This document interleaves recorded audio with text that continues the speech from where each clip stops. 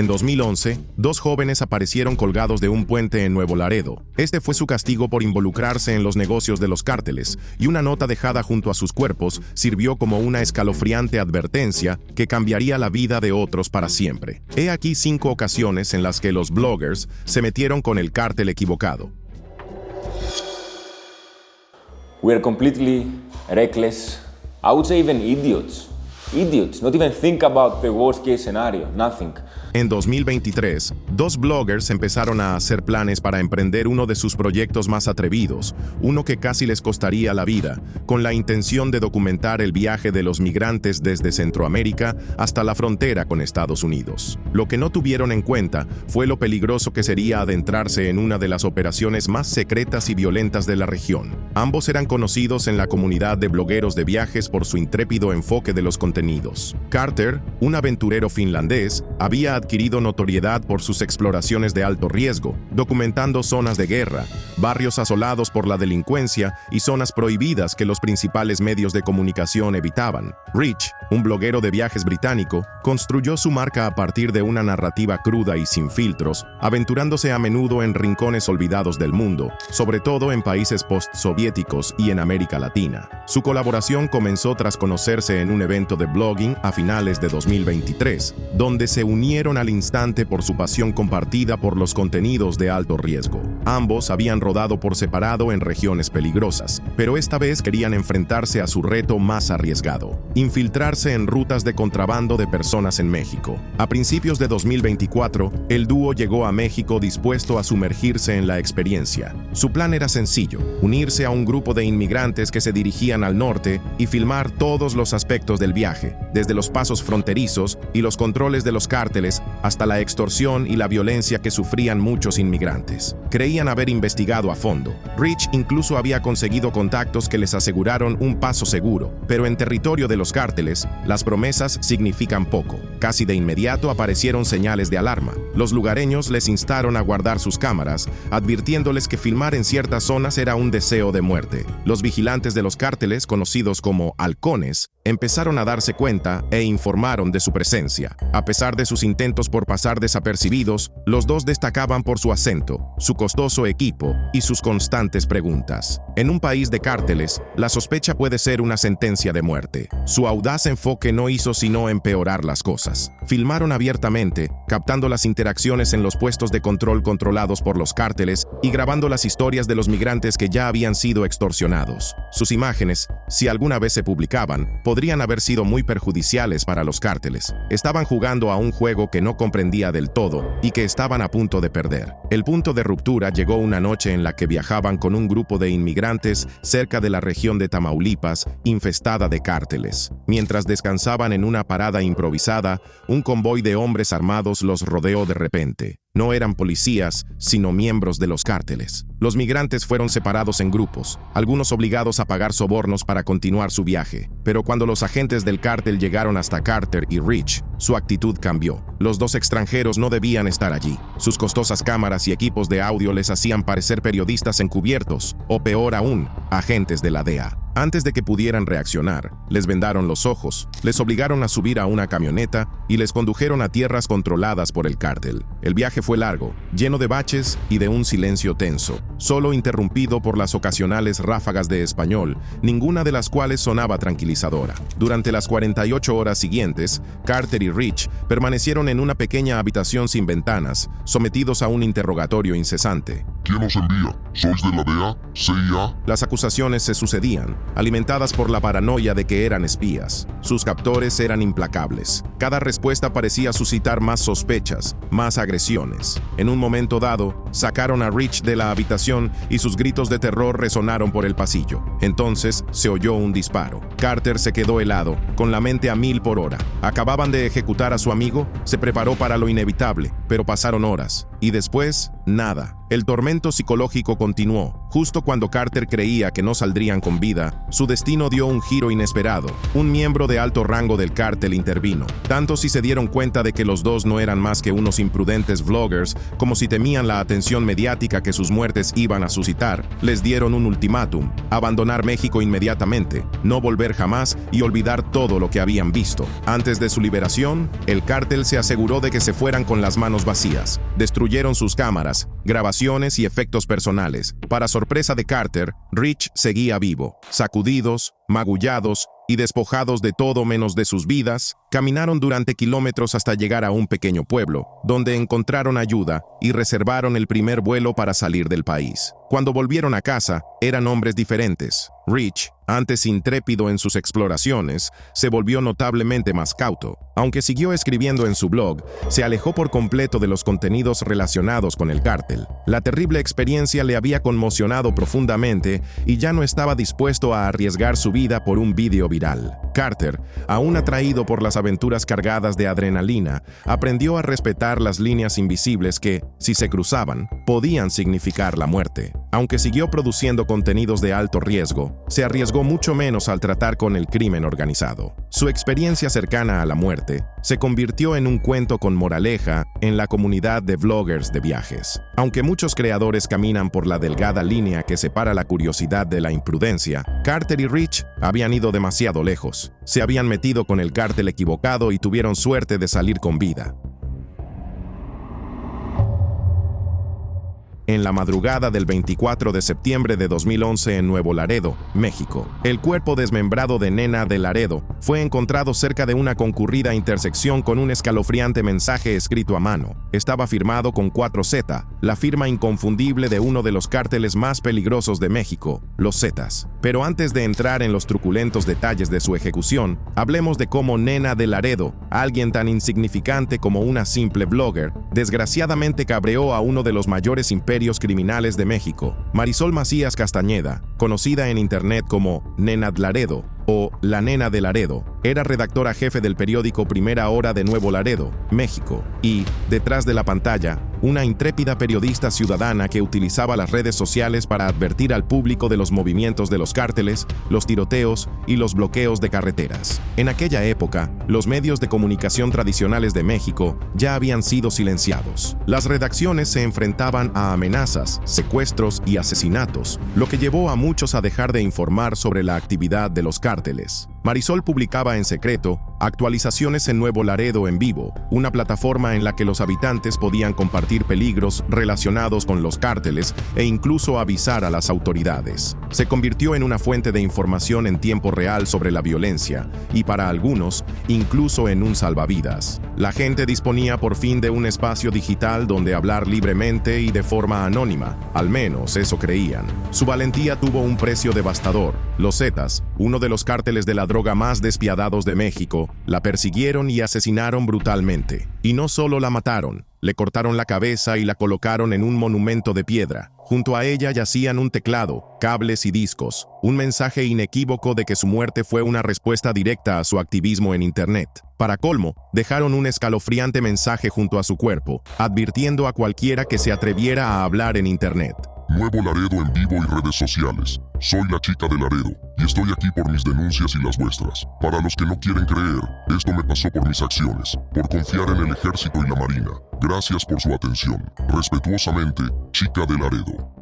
Fue una de las primeras personas asesinadas por publicar en las redes sociales. Cuando se encontró el cadáver de Marisol cerca de la frontera con Texas, las autoridades confirmaron su identidad, aunque algunos medios de comunicación dieron versiones diferentes de su nombre. Sorprendentemente, ni siquiera era reportera de investigación en Primera Hora, desempeñaba una función administrativa, pero a los Zetas no les importó. De alguna manera descubrieron su verdadera identidad. La noticia de su muerte conmocionó a la comunidad online. Los usuarios de Nuevo Laredo en Vivo estaban indignados pero aterrorizados, algunos otros se negaban a ser silenciados. Mientras tanto, la paranoia crecía. Las organizaciones de defensa de la libertad de prensa condenaron el asesinato de Marisol, calificándolo de precedente aterrador tanto para los periodistas como para los reporteros ciudadanos. Se trata del primer caso documentado en el que un cártel mata a alguien explícitamente por publicar en las redes sociales. Su muerte forma parte de un patrón más amplio. Por las mismas fechas, dos jóvenes, un hombre y una mujer, aparecieron colgados de un puente en Nuevo Laredo, simplemente porque habían publicado material relacionado con el cártel en el mismo sitio que Nena. Sus cuerpos mostraban signos de tortura extrema. Un mensaje que les dejaron amenazaba explícitamente a cualquiera que publicara sobre los cárteles en las redes sociales, dejando claro que incluso los periodistas no tradicionales, como blogueros, activistas en línea y videógrafos independientes, no estaban a salvo. Incluso después de la muerte de Marisol, solo en 2012,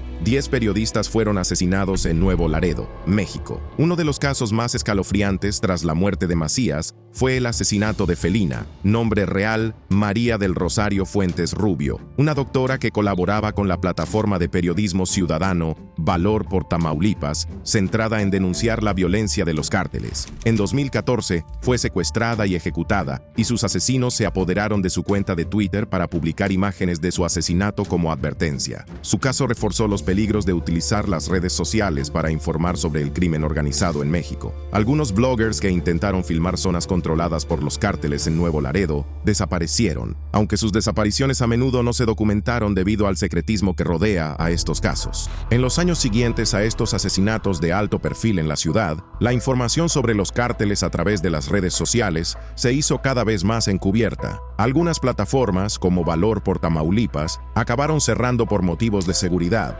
Aún hoy, la amenaza persiste. Cualquiera que intente documentar las actividades de los cárteles en México, especialmente en Nuevo Laredo, ya sea a través de texto, vídeo o redes sociales, se enfrenta a la posibilidad real de sufrir represalias violentas. Sea cual sea la respuesta, una cosa está clara: la guerra contra la verdad ha llegado al ciberespacio.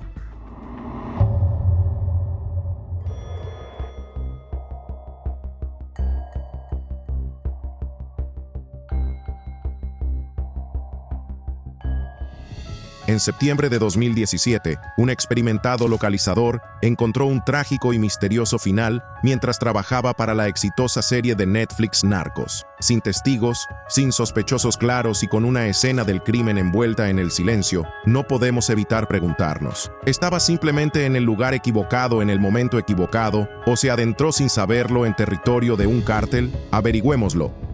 Born in Mexico, Muñoz Portal made a career using his homeland as the setting for cinema fantasy, scouting locations for the James Bond film Spectre, the Fast and Furious franchise.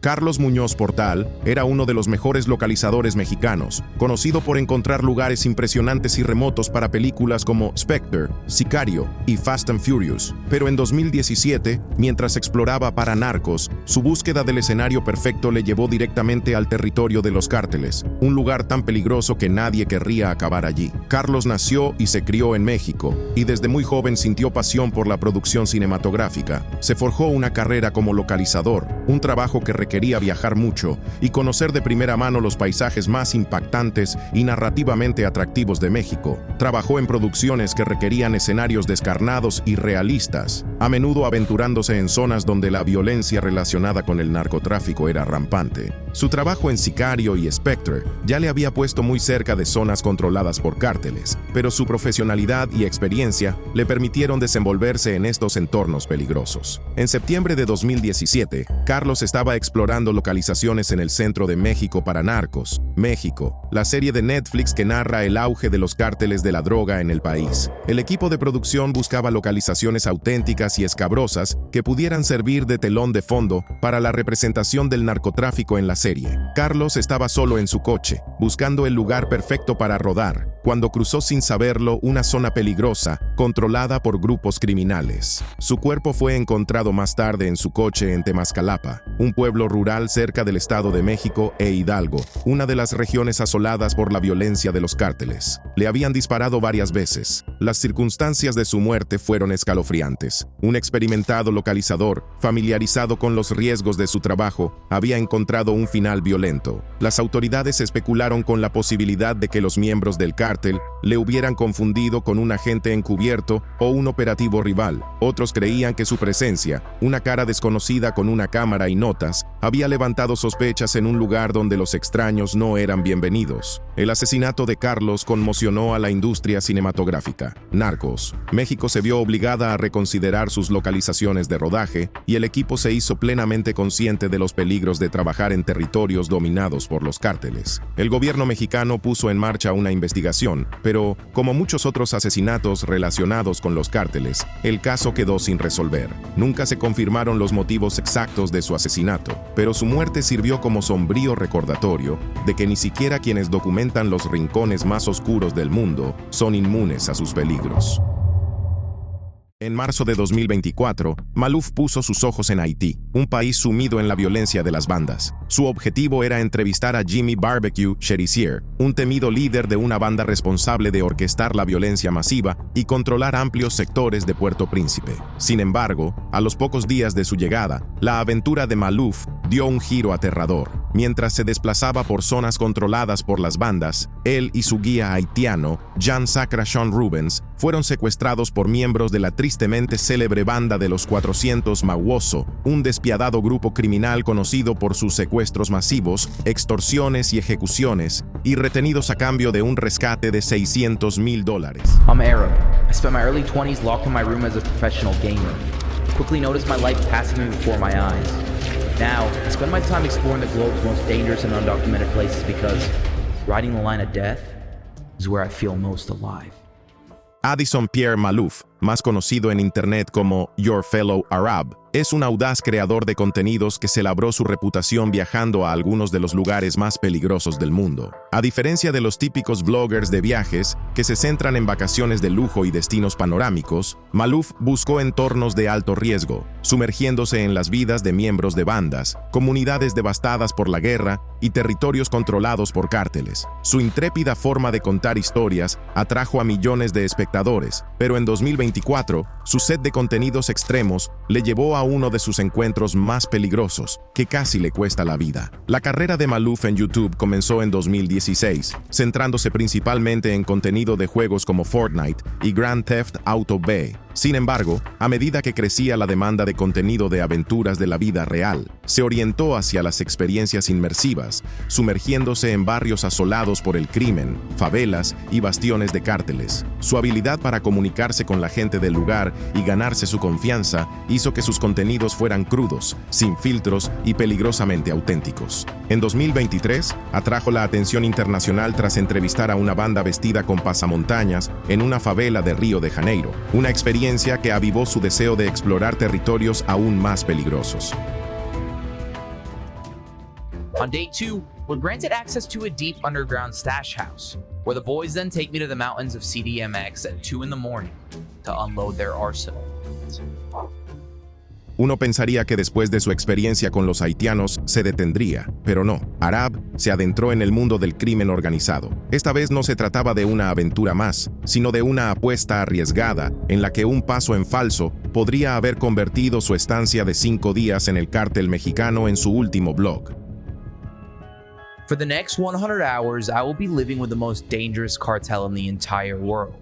The only thing the world knows about these guys is that they're some of the most ruthless killers that exist. Ya había demostrado su voluntad de aventurarse en territorios peligrosos, pero esta vez no estaba simplemente de paso, sino que vivía entre los miembros del cártel, comía con ellos, viajaba con ellos y veía de primera mano cómo operaban. A diferencia de sus entrevistas controladas con miembros de bandas en Brasil o Haití, esta experiencia le situó en medio de un mundo en el que la confianza era frágil y las sospechas podían volverse mortales en un instante. All right, we're in Mexico City. We're meeting up now with our plug, who's supposed to introduce us to the cartel. So, don't know if I'm excited or not. What's up, boss? How are you? Hola. Welcome. Buenos dias. Go. How are you, bro? Give me a hug.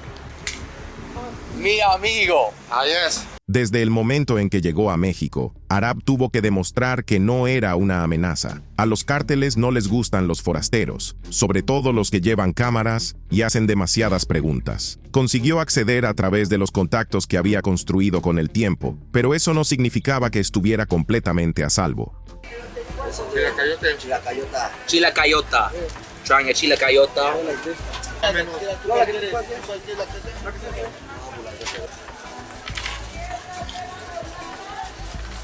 It's got this pulp texture inside of it. Eran hombres que se enfrentaban a la traición y la violencia a diario. La paranoia no solo formaba parte de sus vidas, sino que era necesaria para sobrevivir. Incluso el más mínimo paso en falso, una broma inoportuna, un comentario casual o mirar a la persona equivocada durante demasiado tiempo, podría haber bastado para que se volvieran contra él. Okay, I'm scared for my life. And the only way for me to pretend that I'm not is to tell you guys to just not think about it. To just pretend that it doesn't exist. Saludo. Salud. Salud. Uno de los momentos más tensos se produjo cuando Arab fue invitado a una reunión privada entre miembros del cártel. El ambiente estaba cargado de tensión mientras los hombres armados discutían sus conflictos, la logística y las amenazas a la seguridad. Arab se sentó entre ellos, plenamente consciente de que si alguien en la sala decidía que él no pertenecía, no habría debate ni segundas oportunidades. Si hubiera sacado su cámara en el momento equivocado, si alguien hubiera sospechado que trabajaba en secreto con las fuerzas del orden, si simplemente hubieran decidido que no les caía bien, no se habría marchado. Había innumerables historias de periodistas, vloggers e incluso civiles que habían tropezado con negocios de cárteles y desaparecido sin dejar rastro. El tiempo que pasó en México también le puso en situaciones en las que el peligro no era solo teórico, sino que estaba a centímetros de distancia. Los convoyes de los cárteles no funcionan como los viajes normales por carretera. Se mueven rápido, a menudo en vehículos blindados, y cualquiera que les siga demasiado de cerca o mire con demasiada curiosidad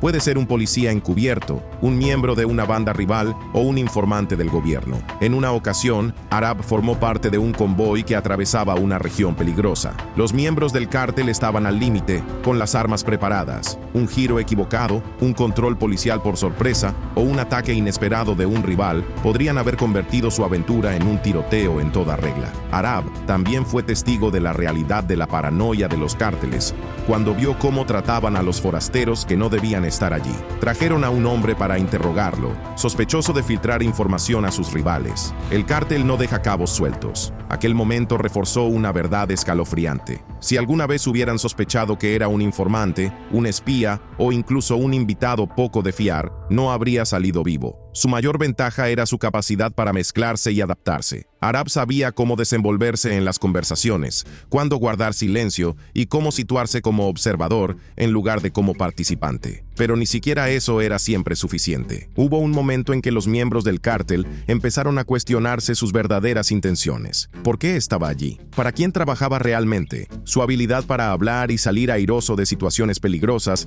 ya le había salvado antes, pero en ese momento se dio cuenta de lo delgada que era la línea entre ser un invitado y un estorbo. La realidad de la vida en los cárteles también le golpeó de forma inesperada. A pesar de que los medios de comunicación retratan a asesinos despiadados y sin rostro, Arab vio el lado humano de estos hombres. Algunos de ellos solo intentaban sobrevivir en un mundo en el que no había otras opciones. Algunos se habían visto forzados a esta vida cuando eran adolescentes, otros habían nacido en ella. Pero los momentos de humanidad no cambiaban la naturaleza brutal de su mundo. Todos los que conocía vivían bajo la sombra constante de la muerte, ya fuera de facciones rivales, de la policía o incluso de su propia organización si cometían un error. Una de las veces que más cerca estuvo de la muerte fue cuando atravesaba una ciudad controlada por un cártel y estuvo a punto de cruzarse con un grupo rival. Si alguien le hubiera confundido con un asociado de la facción equivocada, le habrían ejecutado en el acto. En el territorio de los cárteles, las explicaciones no son lo primero, sino las balas. Reflexionando sobre su experiencia, Arab admitió que había subestimado lo peligrosas que podían llegar a ser las cosas. Ya había convivido con miembros de bandas, pero los cárteles eran totalmente distintos. Su mundo no era solo delincuencia,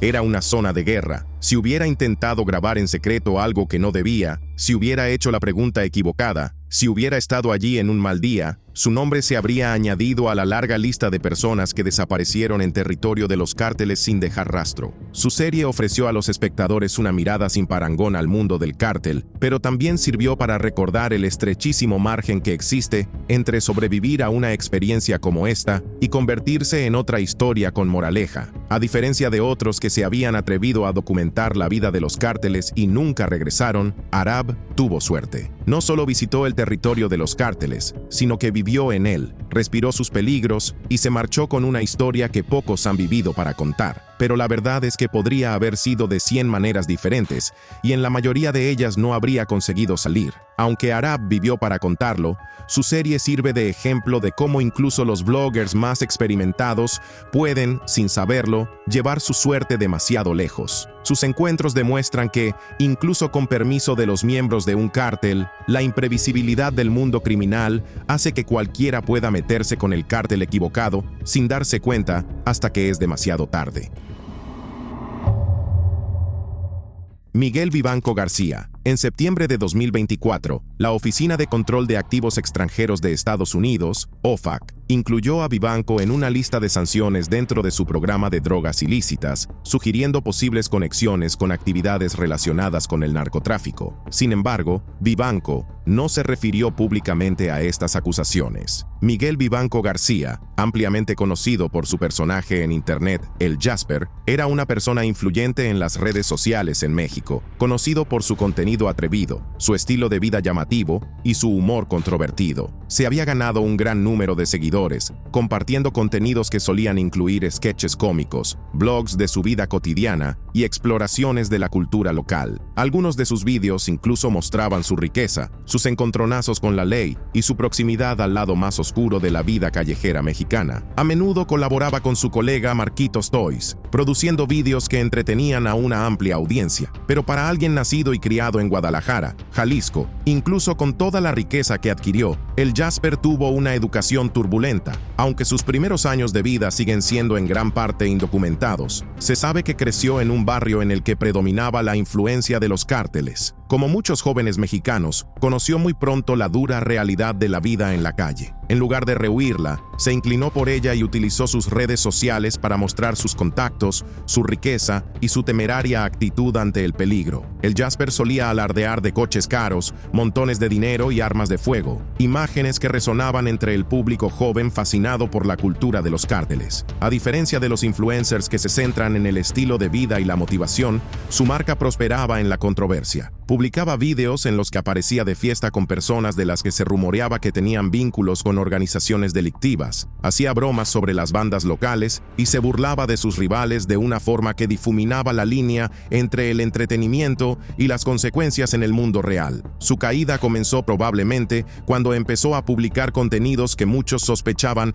que iban dirigidos a figuras de los cárteles. En una serie de vídeos que precedieron a su muerte, el Jasper hizo comentarios crípticos e insultos velados que parecían dirigidos a personas concretas del mundo criminal. Algunos espectadores lo consideraron parte de su personalidad en Internet, mientras que otros especularon con que estaba provocando a las personas equivocadas. En México, donde los cárteles operan bajo estrictos códigos de respeto y miedo, hasta el más mínimo insulto público puede interpretarse como un desafío. La noche del 21 de noviembre de 2024, unos hombres enmascarados asaltaron la casa de la familia de El Jasper en Quilá, Sinaloa. Los testigos informaron de que se lo llevaron por la fuerza, sin que se hiciera pública ninguna petición de rescate. La rapidez del secuestro sugirió que no se trataba de un secuestro por dinero, sino de una orden de ejecución. 2 días después, el 23 de noviembre, se descubrió su cadáver en un camino de tierra cerca de Culiacán, con signos de tortura grave y unas 70 heridas de bala. Tenía las manos atadas y los ojos cubiertos con cinta adhesiva verde. Las autoridades sospechan que el asesinato de Vivanco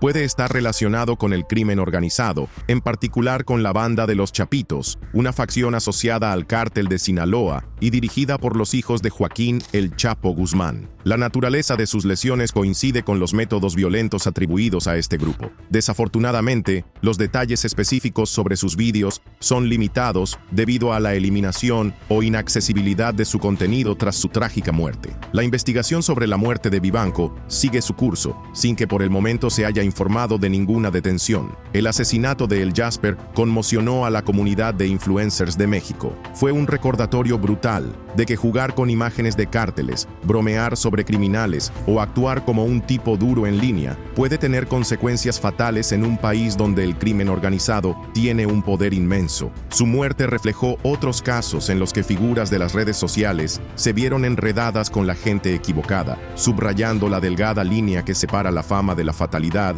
en entornos de alto riesgo.